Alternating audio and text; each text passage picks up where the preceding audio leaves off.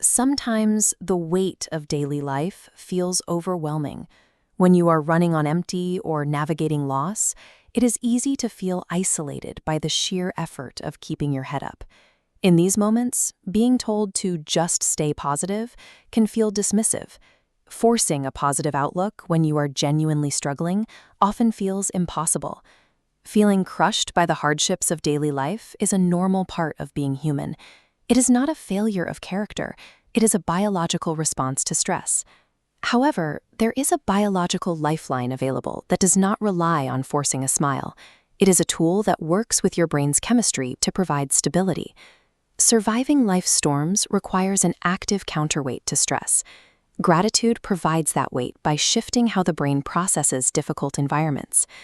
Gratitude is an instinctive mental shift occurring when you notice a benefit and credit an outside source. This credits well-being to something external, making the experience other-oriented.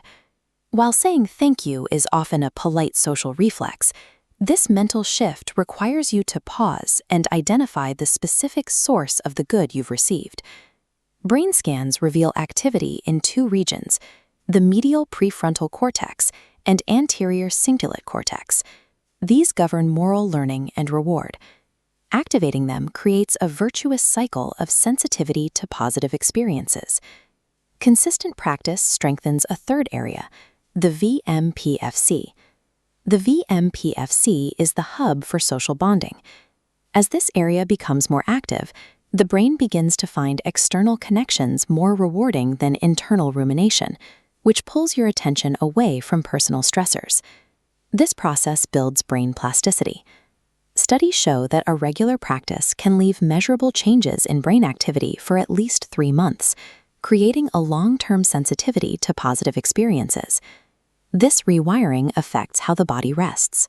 Before we fall asleep, we experience pre-sleep cognitions.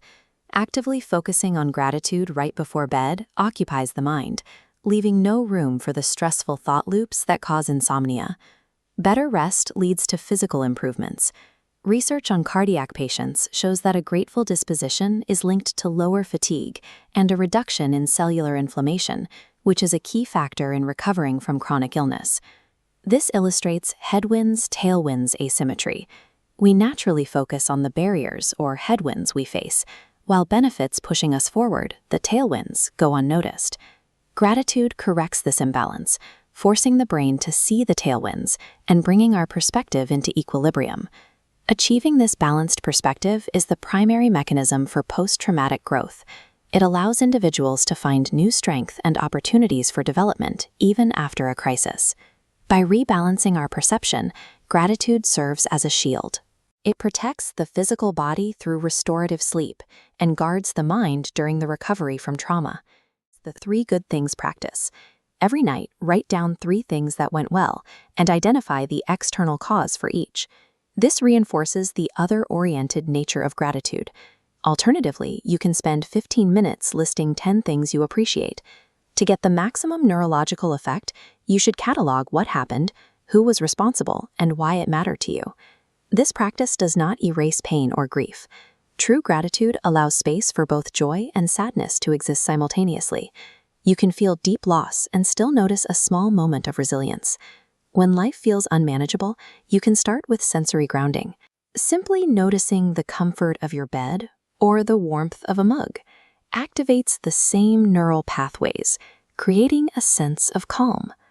These tiny moments of noticing act as individual threads.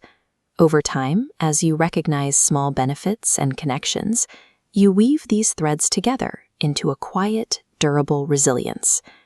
Gratitude is a deeply human tool for mental wellness. It provides a steady foothold to hold on to, no matter how heavy life gets.